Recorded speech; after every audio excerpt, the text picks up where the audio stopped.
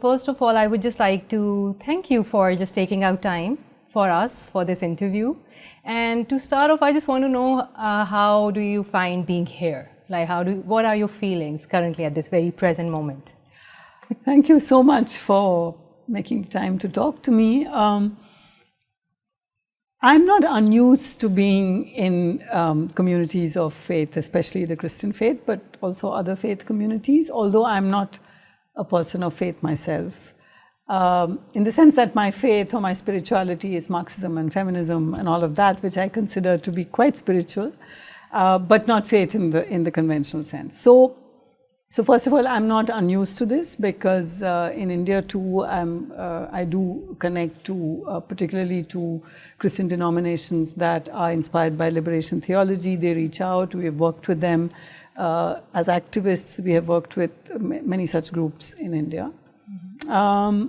It's my first encounter with the World Communion of Reformed Churches, and I'm really excited because this morning when I was listening to the session where there was sharing of different kinds of views from different elements of your community, the way communion is even understood, I found to be very, very like mine. I mean, in the sense that as I was listening, I felt that my lecture to come was really coming from the same place, because it seems to me that the WCRC is absolutely radical in its understanding of ecology, feminism, patriarchy, gender. All that emerged today in the session before mine, and then later after my lecture, the way Hannah and Colin responded, I found it absolutely moving that all three of us spoke from where we are, they from a place of faith, and me too from a place of faith, but another kind of faith. But the fact that we could have a conversation, so I feel very much at home. You asked me, how do you feel? I feel very much at home because it's a large gathering of people who are committed to justice. The two thematic terms that I saw in the very first few pages of your booklet was Sumud and Shalom. And the President's address, which I read, was something that I could relate to at every level. So yeah, I feel very much at home. That's so good to hear. And I think you already know about it, but justice lies at the heart of the communion. And the Accra Confession came in 2004, and this is what it stands for. So I'm happy to know, and it's like that some things resonate before already, and maybe that is what I would maybe like to lead the conversation into, that when you talk about like these kind of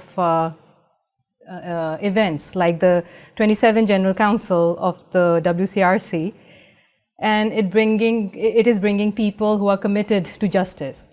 How do you see faith and social change connecting, and or maybe sometimes clashing? No, this is actually a very difficult question to articulate in India at this time, because there has been a hijacking of the idea of faith by a particular strand of politics which claims Hinduism, but which in the understanding of most of us, it's a modern political ideology of ethno-nationalism. So there is an invocation of faith by that politics, which makes it difficult to talk about invocations of faith in other ways. So any invocation of faith in the context in which we are in India for the past 10 years, which has been the project of establishing Hindu Rashtra, which is the Hindu nation. In this context for the past 10 to now 12 years, heading for another 5 years, it becomes difficult to speak about faith as having any kind of radical potential, because the moment you say faith, it only invokes this kind of, for a left kind of a left, feminist, secular space, the invocation of faith has become very difficult, or I should say there's a lot of suspicion about the invocation of faith because it seems to play into the hands of Hindutva. The term Hindutva, as you might know, or your audience may not know, refers to the political ideology which uses Brahminical Hinduism to establish a notion of an ethnocentric state. So that, having said that, I am one of those people within the feminist movement which has slowly, and I am one meaning to say that there has been a shift over the years from a very hard kind of, I mean, it's called a secular position, but we can come back to that. I'm not sure whether we should understand secularism in that way, but there has been a very hard rejection of faith by any kind of progressive movement in India, whether left or feminist. And this, it's supposedly a rejection of faith, but the shift has come about because feminists from minority communities have been pointing to the fact that this supposed rejection of faith is actually normed as Hindu and upper caste. So it has been pointed out that, for example, very large conventions used to be held. For a long time in India, such conventions have not been possible because it's very much an authoritarian regime under which we are living. But when there was a very large, one of these conventions of autonomous women's movements, it was held in December, towards the end of December. And this is how we are saying it, right? End of December. But it took very active Christian feminists to say it's not the end of December, it's Christmas. And you would never hold such a conference during Diwali. Yeah. Which is not to say that the women's movement or the feminist movement was being anti-minority. It's just that there's a norming of the dominant, the dominant way of being dominant culture is just normalized. Exactly. So that's so. What is the role of faith? I've also argued this in my new book called Secularism as Misdirection, that we need to, we as in those who want to rescue Indian democracy, we need to take faith seriously. We need to recognize that people will be in the public domain carrying their religious identities, and we need to be able to be in conversation with them. Yes, I agree to this, and also one thing which, because I come from Pakistan, and as a Christian minority, coming from the Christian minority community, living in a Islamic republic, which is Muslim, like dominated by Muslim population, I think I grew up looking into religion being used and politicized. That is where my understanding of fundamentalism comes from. And then I've been trying, to also not like buy that narrative entirely, that okay, it's just like religion is bad, but it's just like there's always a gray area. And when religion is politicized, when it's used as a tool, which had not just been in the case of, for example, now India or in Pakistan, this is the politicization of religion is the reason why we have so many problems. And I would like to share one little example. I was in Sierra Leone and Liberia, and I remember I was in Liberia, and on Friday their mosque was closed. The business was closed on a Friday because it was a Friday prayer, and their president is a Christian, and interreligious marriages were very common. So as a young 21 years old girl, I was just like very amazed to see that, and I asked the person over there that how is it possible, because where I come from, which is a Muslim majority, our constitution says that a non-Muslim cannot become a premier, like a president or a prime minister. It's written in our constitution, and there are certain rules, and with the marriage law, it's also a lot of interreligious marriages are also difficult legally, and I mean there are some it's not as easy. So the answer was like, she was, that person who I was asking, she was just amazed that, okay, is it a thing? And then I was like, maybe, yeah, they have another conflict. There is a civil war going on, which is a blood diamond conflict. So maybe religion was not needed here to be politicized, to create that divide among people, which is used in my country. And so I've been like still trying to understand and know, and I don't have any answer yet. But it's just like, I feel that people in power, they use it. They use it, and they know it, that it's a tool, it's like an opium for the masses. I agree with that statement. And that's why it's easy to manipulate the population. So let's use it. Well, you know that Marx also added, it is the sigh of the, so it's a sigh of the oppressed. Religion is the sigh of the oppressed. It is the opium of the masses. So he understood that religion, so I mean, I would dwell on that aspect of the statement, because as a Marxist, I am a 21st century Marxist, and any kind of new left has to take into account the function that faith performs. So what you're calling the misuse and the political use of religion is one thing, but and I think we should be all rejecting the idea of faith, religion-based states. So Pakistan is an Islamic republic, and India is aiming to be Hindu Rashtra. Apparently, that's the direction in which we are going. And we need to reject that. We need to reject the idea that one religion would be the basis of statehood, citizenship rights, etc.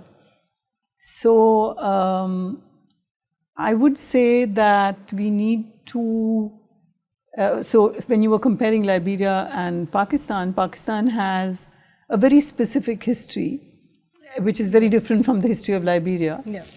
And that very specific history makes Islam the basis of its existence. Now, it's 75 years down the line, and it's very strange to me that India, which has been, and especially the Hindu right, which has been so critical of Pakistan, is going in the same direction as Pakistan. And I think in general, our argument should be against states that are based on a religious identity, whether it's the Jewish state of Israel or the Islamic Republic of Pakistan. Agreed. I think I would now like to move, I would like to direct our conversation towards your book, Seeing Like a Feminist. And I just came across also some essays, and you critique how secularism can obscure caste, gender, and power. So how can faith communities navigate this tension? And could faith itself become a site of resistance? Is there a possibility? So I'd begin with the second question and say yes, very much, very much. If faith is based on an idea of a world that is anti-capitalist, anti-patriarchal, radically democratic, and I got glimpses of that at the discussion this morning at the WCRC, or if I think of liberation theology in general, that kind of faith, and I'm sure there are elements of that in certain ways of understanding certain kinds of Hinduism or Ambedkarite thought. Now, Ambedkarite thought is not faith. Ambedkarite thought meaning thought that is inspired by B.R. Ambedkar, who was, I think, the intellectual for us to follow, who we've got from the 20th century, and he has enormous relevance for us today. So Ambedkarite thought isn't faith in the sense that you're saying, but I do want to relocate faith from, as I was saying right in the beginning, that faith and spirituality could, I think, should be more broadly defined as, or broadly understood as, a passionate belief to put your body in a notion of justice in which you believe, right? Where you put your body there. So, body and thought and your work. So in that sense, to be Ambedkarite is also to be a person of faith. To be a Christian is to be a person of faith. To be a Muslim is to be a person of faith. Or to be not an anti-Hindutva Hindu is to be a person of faith. Now, my argument about secularism has been that secularism actually, it doesn't, I haven't argued that it obscures gender. It hyper-visibilizes gender. So there's a way in which secularism actually hyper-visibilizes something called religion and something called gender. And that is played out on, that thing called religion is played out on the bodies of women. So you'll find that a lot of and what is happening is that that kind of religion turns to the state to legitimize it, and in so doing it legitimizes the state. I'll give you an example, but so what I say is that state and religion are co-constituting each other. So I'm distinguishing that from what you and I are now talking about as faith. So what happens is, for example, what are the key issues for secularism? The hijab. France bans the hijab. In India and Karnataka, they banned the hijab. In the Indian state of Karnataka, the current government of that state, which is a Hindutva party, the party that rules the country, the BJP, banned the hijab. Women's entry into temples. There's a huge controversy over women entering a particular temple in South India called Sabrimala. In Iran, women's chador is the symbol of the state's authority. So there's a way in which it looks like every and in each of these cases, not in Iran, but in each of these other cases, there's a way in which the religious community, the religious elites rather, turn to the state to say this is part of our essential practice or not part of our essential practice, etc. So secularism hyper-visibilizes these two identities. It also does not question the constitution of something as religion. So, for example, when you say Hindu in India, who is a Hindu? Legally, the Hindu is someone who is not Muslim, Christian, Parsi, or Sikh, or Jewish. Or I think Sikh is not part of that. So someone who, because there's a way of also trying to assimilate Sikhism into Hinduism. So someone who is not a Muslim, Christian, Parsi, or Jew is a Hindu. So it's a category that is meant to capture everybody in the country into one identity called Hindu, when in fact there is not even one practice, not one small practice or belief that you can attribute to the 80% of people who are called Hindu. There are meat-eating Hindus, there are beef-eating Hindus, there are Hindus who do not observe fasts during a particular period, etc., etc., etc. There are Hindus who worship the Devi, there are Hindus who worship other gods. So this term, you were going to ask me something? I was just thinking that it's like also in a way makes me think that then what is a feminist? Because they are radical feminists, they are liberal feminists. And when we talk about feminism, is it about we want equality where we can fight like a man, or is it about cerebral opportunity or about equal pay? And how do we, and I think a lot of the young people I've been talking to, it's just about the idea of feminism is, I feel it's a little still unclear. It's not just like, okay, just saying that, putting all these stickers and saying women power and all of that, but it has to go deep in that history of feminism, what is happening and how it also branched out into different, like you spoke about Hinduism.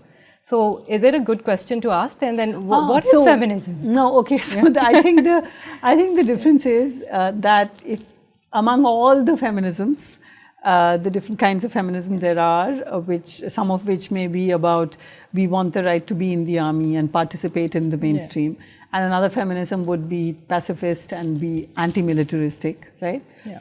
Yeah. But what would be common, I would be able to find one feature that is common to all these feminisms, which is a recognition that patriarchy exists. So to what extent that patriarchy exists, there might be disagreements. When I become a CEO of a company, patriarchy has ceased to exist for me. When I join the army as a general or a lieutenant or whatever, patriarchy has ceased to exist for me. But there is an acceptance that there is such a thing as patriarchy that links all these feminisms together. And then there would be, of course, very many differences. Whereas, just to complete the previous thought, what I'm saying is that I've been arguing that India is a country of minorities, of multiple minorities, and Brahminical Hinduism is one and perfectly legitimate. But there is an attempt to say that everyone who is not Muslim, Christian or Parsi is a Hindu, and that Hinduism is defined through a Brahminical lens, which is deeply problematic. But when it comes to feminism, that is not the case. We can have many arguments with feminists, and we do. Sex work, for example, there's a huge debate inside feminism. Is sex work work, or is prostitution violence? On every issue, there's a debate within feminism. But I think overall, the key recognition is that there is patriarchy. The disagreement would be on what are the levels at which that patriarchy works. Okay, so if you were to add an extra chapter to your book, Seeing the Feminist Today, what would it be? Like, what would it talk about, and what would you want to explore, and what new question or challenge would you like to focus on to explore? Yeah, no, that's a tough question, a very important question. So first of all, I think that it's important to recognize that new books should be written by other people, ideally younger people, rather than an old book getting new chapters, because it's already been framed in a particular way, and I might not frame it like that again. But I think, for example, because I've since then written a book on secularism, I might want now that you're asking me, I'm thinking perhaps a whole chapter on faith and religion, and how feminism should engage or has engaged, or what have been the histories of engagement of feminism globally, because Seeing Like a Feminist also attempts to speak globally. There could be that. I think something on capitalism ecology, perhaps a chapter on that. But also, I mean, I've been caught a bit off guard by your question. If I think about, no, it's a great question. No, it's a great question, because it now makes me think. If I sit down and think about it, I think the link between faith and feminism, I think that is something which I would like to explore, and which I would like to read about. For me, I think there is work. There is. It's just that I haven't engaged with it. There is a fair amount of work. I remember Devaki Jain and Diana Eck editing a book together called The Question of Faith, where they looked at how women or feminists, how they engage with faith. So perhaps this, but I would, I'll certainly think about it more and see what I might like to add. I think that would be something definitely interesting and worth reading. So feminist movements, because I really want to ask this question, because we always had feminist movements in the global south, but maybe it's been more written about now, but our education system and the academia is very Eurocentric sometimes. So if you have to, some feminist movement which is very close to your heart, what could you choose from different things? And maybe it would also be nice to give us a little background of what important or crucial feminist movements are coming from the global south. I think you'll see that one very interesting aspect of feminist movements from the global south, whether it's Africa or India, perhaps Latin America too, in fact, is that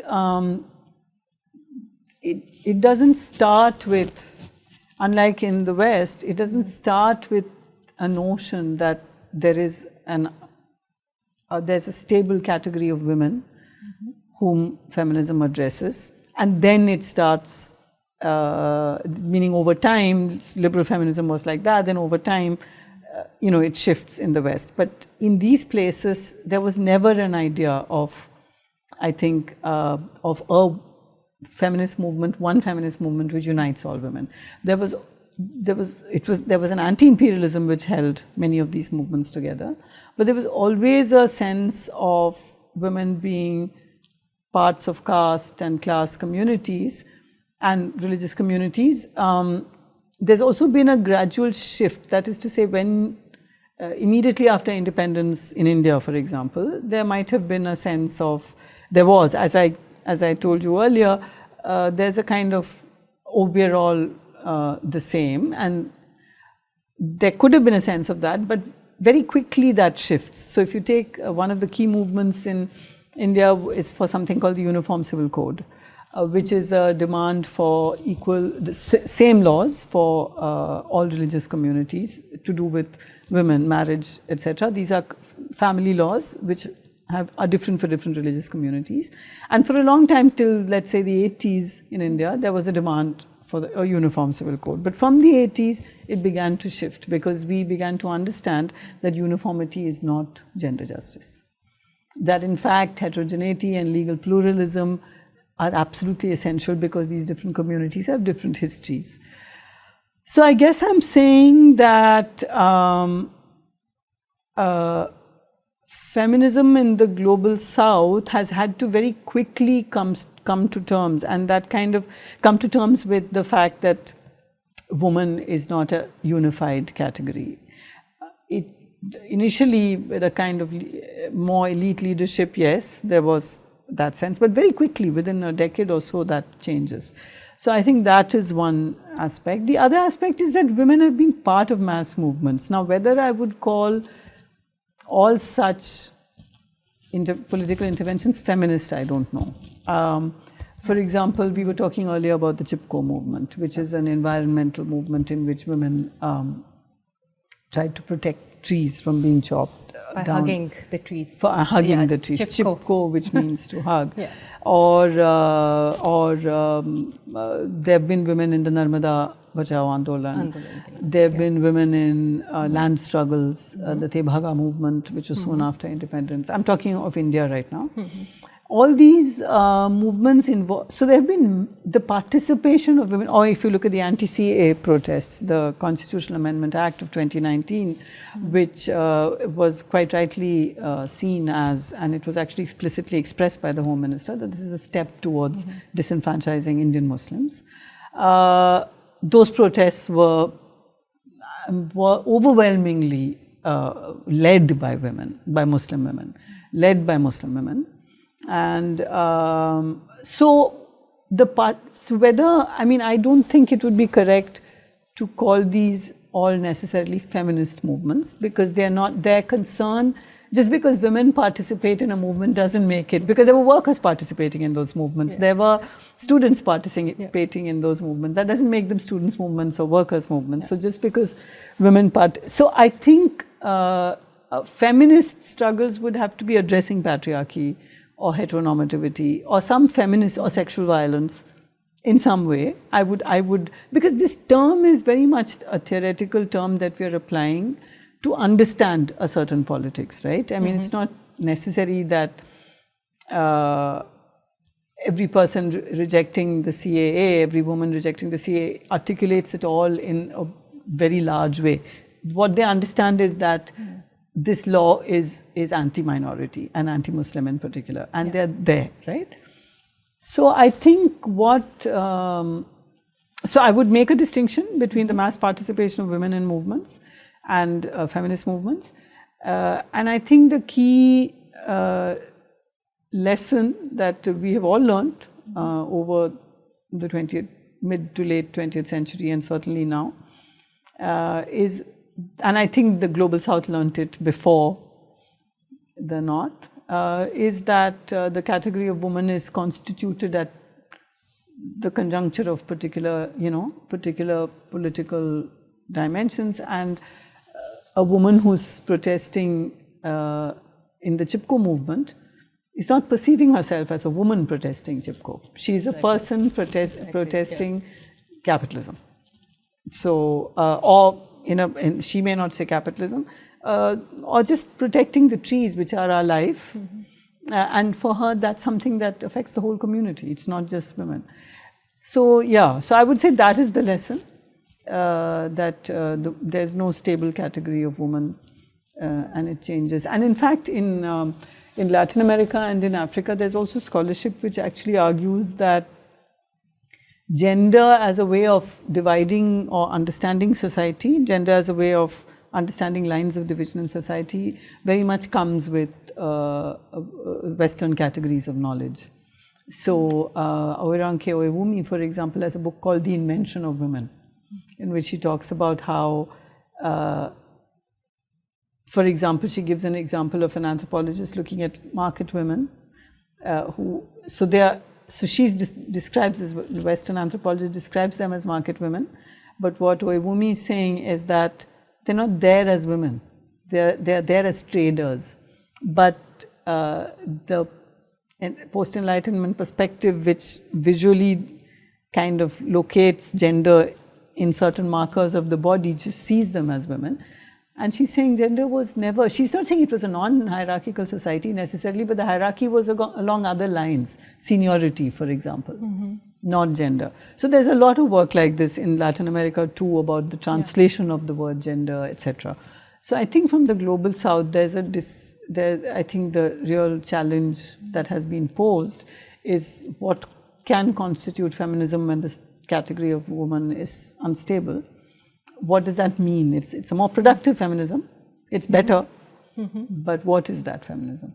And how to mobilize people around this? Because I think there's also a little distinction, but I don't want us to get into that topic now. I think maybe later we can talk about it, but because I know you also have to, we should not take too much of your time because you would be wanting to meet other people who are present at this council.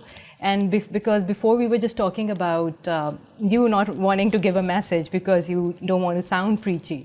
So if I have to ask you in another way, I would ask you that what is a takeaway from your time here at the General Council, 27th General Council of the World Communion of Reformed Churches?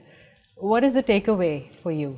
Well, it's great hope actually, and I'm very inspired by the knowledge. I was not ignorant of this, but to be actually in a space where that knowledge is embodied, where I see it. So the great hope arises from the fact that there are resistances to authoritarianism in multiple sites. So here I see one kind of site. I also see a lot of young people, and I think there's also a statement by of the young people. There's a youth statement and so on. So young people are being taken seriously. This morning there were so many young people speaking. So I have great hope that the resistances to authority, what we see in the world today, which is authoritarianism, which is techno-surveillance states, as they've been called, which is all these alliances between political oligarchs. What we see is a complete disjuncture on the global stage between states and people. So across Europe, there are millions of people marching for their governments to stop funding the genocide in Palestine, but the governments keep doing what they do. So these are oligarchs. It's a performance of democracy, and what I see here is the clear indication that there are multiple sites upon which these things are being challenged. The fact that the theme for this World Communion meeting of Reformed Churches meeting is Samud and Shalom tells me persevere in your witness. Yeah. Persevere in your witness, but there are two conceptual thematic lenses which was in the booklet. Yes, persevere in your witness, but using the lens of Samud and persevering in your witness. I mean, I might want to also, just as my lecture was read from a space of belief in God and the two discussants spoke as Christians, maybe I can take persevere in your witness as a feminist and Marxist slogan, which is that if I understand witness to mean to witness, to bear witness against injustice, to bear witness against injustice and cruelty and to bear witness against the depredations of capitalism, then that's something that we do too, right? Those who are not people of this faith. So yeah, the lesson I take away is that there's a vibrant, massive, global community of people who are resisting, and it gives me great hope.